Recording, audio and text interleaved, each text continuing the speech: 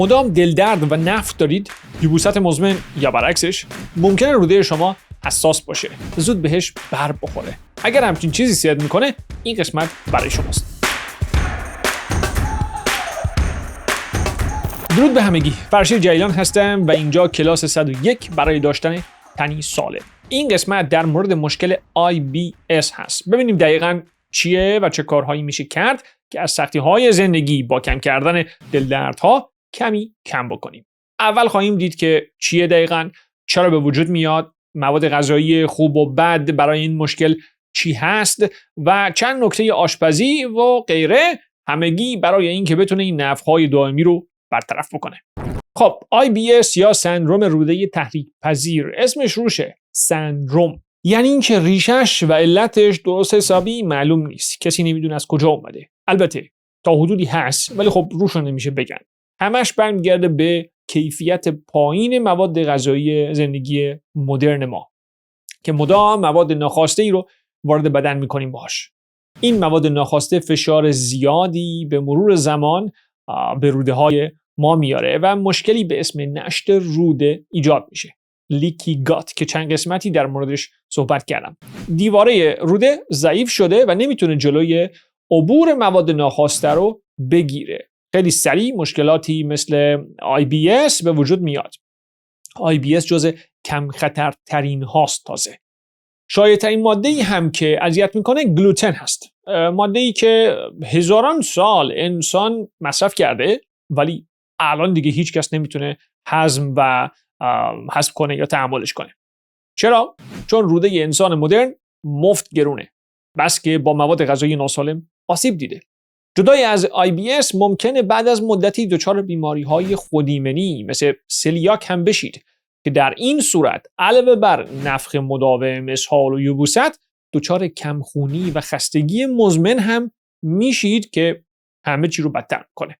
اگر همین الانش هم این بیماری رو دارید، شک نکنید این قسمت برای شما هم مفید خواهد بود. فقط مواردی که در ادامه میارم رو رعایت بکنید. راستی منابع مثل همیشه در توضیحات خواهند بود. اگر دوست داشتید برید و دنبال بکنید و چیزای بیشتری رو یاد بگیرید. بهترین و ساده ترین کاری که میتونید بکنید تقویت معده هست. باید سیستم گوارش رو مثل یه خط تولید در نظر بگیرید. ابتدای خط اگر کارش رو درست انجام نده، دردسرش میفته خط نفر بعدی یه جورایی، تا آخر خط همینجوری هی خراب میشه. تقویت معده یعنی اسیدی کردن معده تا جای ممکن. معده باید اسیدی باشه که انواع و اقسام پروتئین ها رو که پاره کنه، باکتری ها رو از بین ببره و غیره و غیره. اگر به اندازه کافی اسیدی نباشه، مواد ناخواسته رد میشن و تمام علائم IBS رو ایجاد میکنن. راحت ترین کار مصرف سرکه سیب خالص هست.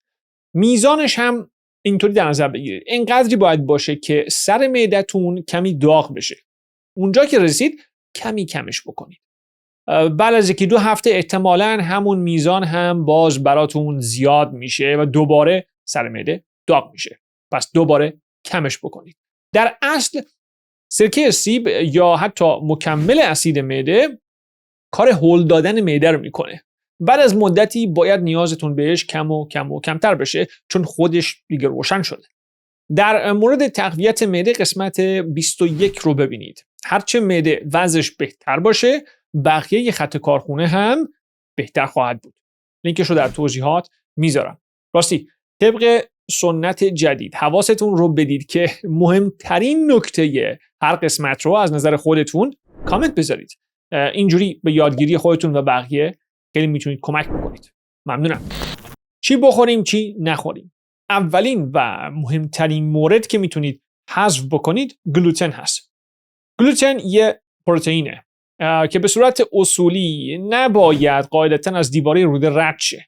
دقت کنید که آمینو اسیدها میتونن و باید رد شن، ولی پروتئین که ترکیب بزرگی از آمینو اسیدهای مختلف هست نه.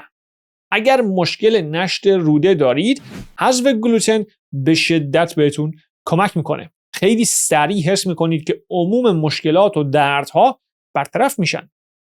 گلوتن در عمدتاً گندم هست و تمامی محصولاتی که از آردش گرفته میشه مثل نون، پاستا، کیک، شیرینی ها، بسکویت رسما هر چیزی با آرد سفید. جو هم همینطور. البته جو پرک به شرط این که جدای از گندم درست و فرآوری شده باشه میتونه گلوتن فری باشه، باید حتما روش زده باشه، ولی جو معمولی نه. عموم محصولات فرآوری شده مثل نودل، دونات، پنکیک، چوبشور همگی سرشار از گلوتن هستن. تقریبا تمام سس‌های صنعتی، سس سالاد و باربیکیو و غیره و غیره و غیره، چیپس و پفک هم بزن روش. حتی آبجو چون از مالت تهیه شده، اون دلسترهایی هم که الکل ندارن باز از مالت درست میشن، باز همینه. متاسفانه سرتون رو به هر سمتی برگردونید گلوتن هست. تو زندگی مدرن پر از گلوتنه. ولی خب اگر میخواین حالتون بهتر شه، مشکلات نشت روده هی ادامه پیدا نکنه، راهش اینه. که خیلی راه بدی هم نیست. از محصولات فرآوری شده شروع بکنید و بعد یواش یواش برید جلوتر. یه نکته، میتونید به صورت کاملا رایگان با لایک، کامنت و به اشتراک گذاری از تولید این محتوای رایگان حمایت کنید. پیشاپیش ممنونم. مورد بعدی که ممکنه نیاز به حذف شدن داشته باشه لبنیات هست. هر چیزی که از شیر گرفته میشه، چرا که باز به پروتئینی برمیگرده به اسم کیسین یا کازئین، کمی بزرگتر از اون چیزی هست که باید نرمال از روده رد شه. این هم مثل گلوتن قابل هضم و کوچیک شدن توسط گوارش نیست، همونطور بزرگ وارد بدن میشه و دردسرهای بزرگی رو درست میکنه. قاعدتاً پودرهای مکمل که با کازئین درست میشن هم برای شما مضر خواهد بود. از بابت منابع غذایی تمام لبنیات همین آشه، همین کاسه، با چند تا استثنا. کره و مخصوصاً گی یا همون روغن زرد خودمون یا روغن کرمانشاهی که اسمای مختلفی هر گوشه و کنار ایران داره، محصول ایمنی هست.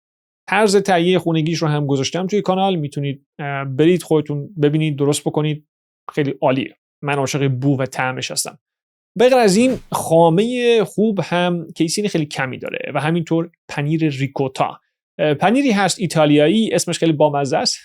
ریکوتا از دوباره پختن میاد، چون از باقی مونده آبهای پنیر دیگه درست میشه. عمده کیسین برای اون پنیرها میره اینه که این پنیر چیز خاصی نداره، یه حالت خامه‌ای و کم چربی داره. اگر میدونید توی ایران خودمون به این سبک پنیر چی میگن حتما کامنت بذارید، دوست دارم معادل اسم محلیش رو حتما یاد بگیرم. اگر شیر هم خواستید مصرف بکنید، شیر بز کمترین میزان کیسین رو داره، جای گاو و گوسفند استفاده بکنید اگه گیرتون میاد.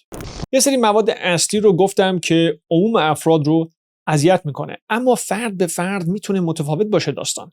برای اینکه ببینید چی داره شخص شما رو اذیت میکنه، یه دفترچه یا نوتی چیزی تو گوشی داشته باشید. یه مدت برای خودتون بنویسید دقیقاً در هر وعده و روز چیا خوردید. هر سری اذیت شدید برگردید به اون دفترچه و مرور کنید.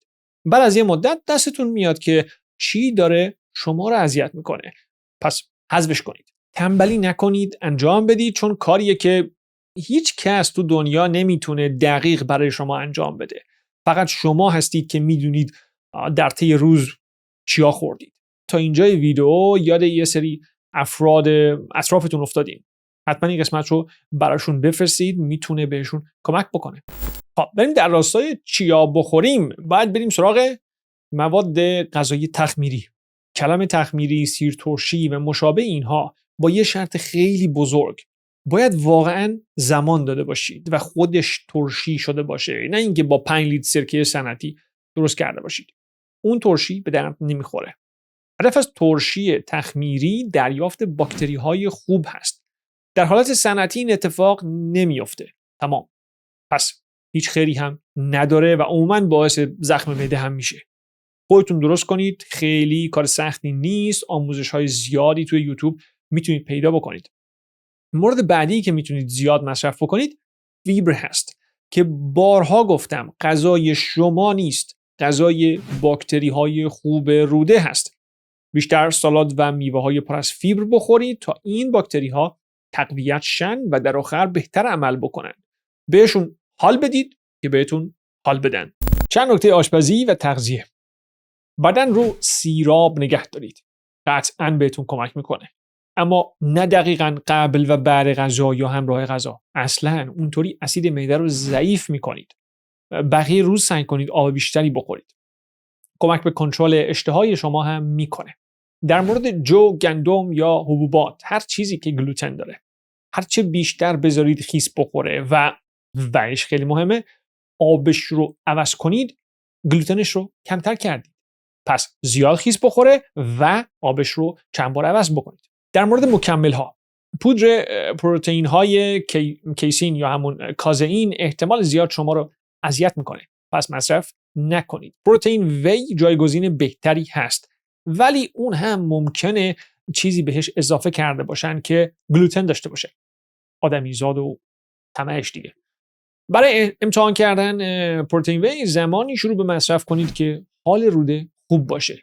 چند روزی بدون اینکه دست به بقیه تغذیه‌تون بزنید، وی رو با دوز خیلی بالایی مصرف بکنید. ببینید اثر بدی میذاره یا نه. اینجوری میتونید تشخیص بدین که خوبه یا نه. بهترین دوستتون رو فراموش نکنید. آب قلم. سوپش میکنید یا توی خورش استفاده میکنید، هر جا که شد فرق نمیکنه، یا حتی رقیق شدهش رو روزانه به عنوان یه دمنوش بخورید. گفتنش عجیبه ولی خب فوق العاده به سلامتی شما و رودتون کمک میکنه. قلم گوسفند ایدئال هست، نبود گاو هم خوبه، پای مرغ هم بد نیست. همه‌شون کلی ماده مفید مثل کلاژن دارن که برای ترمیم روده به درد میخوره. در مورد نون، این نکته خیلی مهمه. اگر که خواستید حذف کنید، قطعاً از نونهای سفید و صنعتی در ابتدا دوری بکنید. نون غلات کامل بهتر است، اما مهمتر از اینها فرایند پخت نون هست. در گذشته خمیر گذاشتن زمان می‌برد و فرایند تخمیری رخ میداد که مقداری هضم نون و گلوتنش رو راحت تر می‌کرد. وقتی زمان بدید، خمیر یه بوی ترشی به خودش میگیره. اصلش میشه همون خمیر ترش. اگر وقت و بازوش رو دارید، خودتون خونه درست بکنید. اگر نه، برید سراغ نونهای مختلفی که تو بازار هست. تو ایران خودمون بدترین نونها میتونه لواش، تافتون و بربری باشه و بهترین نون میتونه سنگک باشه. یه نکته باحال بهتون بگم. سعی کنید نون رو وقتی بخرید که شاتر به ته خمیر شیفتش رسیده. مجبور کلی خم شه تا برسه به خمیر. این یعنی زمان زیادی برای اون خمیر انتهایی صرف شده و بهتر از خمیری هست که تازه اول کاره. این از اون محدود جاهایی هست که سرخیز باش تا کام روا شوی خیلی صدق نمیکنه. برید ته صف. در مورد بربری همین داستان صدق میکنه، ولی یه چیز اضافه که میتونم بگم، از شاتر بخواید که بدون رومال براتون بزنه. اون رومالی که روش میاد چیزی نیست جز آب و آردی که تازه قاطی شده و اصلا هیچ زمانی برای تخمیر بهش داده نشده.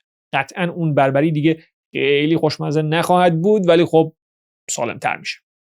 تمام نکاتی که برای نونها گفتم برای افراد دیابتی هم صدق میکنه. اگر کمی قند خون دارید یا دیابتی هستین، قطعا این نکات رو در نظر بگیرید که خیلی میتونه به سلامتیتون کمک بکنه. دیدیم که IBS فقط یک دلدرد ساده نیست. از نف و یبوست گرفته تا حساسیت غذایی، خستگی مداوم، همه میتونن به همین مشکل روده حساس یا نشت روده برگردن. با تقویت معده، حذف گلوتن و لبنیات، همینطور مصرف فیبر و مواد تخمیری بیشتر، میشه زندگی خیلی راحت‌تری رو تجربه کرد. اگر شما هم این علائم رو دارید، همین امروز شروع کنید به تغییرهای کوچیکی در تغذیه‌تون. مثلا انتخاب نون مناسب.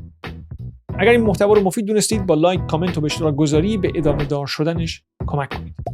اگر دوست داشتید میتونید حمایت مالی هم از داخل و خارج از کشور داشته باشید. هر رقمی به روشن نگه داشتن چراغ این کانال کمک میکنه. پیشاپیش ممنونم. در آخر، مشکل نشت روده و IBS رو جدی بگیرید. دلدرد شروع مشکلات عدیده‌ای هست که میتونه به وجود بیاد. قسمت قبل 10 موردشون رو لیست کردم. لینکش رو اینجاها باید روی تصویر دیگه ببینید. اگر نیامد توضیحات رو چک بکنید. دیگه همین، مثل همیشه امیدوارم تنتون سالم و دلتون شاد باشه. از راههای بیمارستان هم دور بمونید. موفق باشید. تا بعد.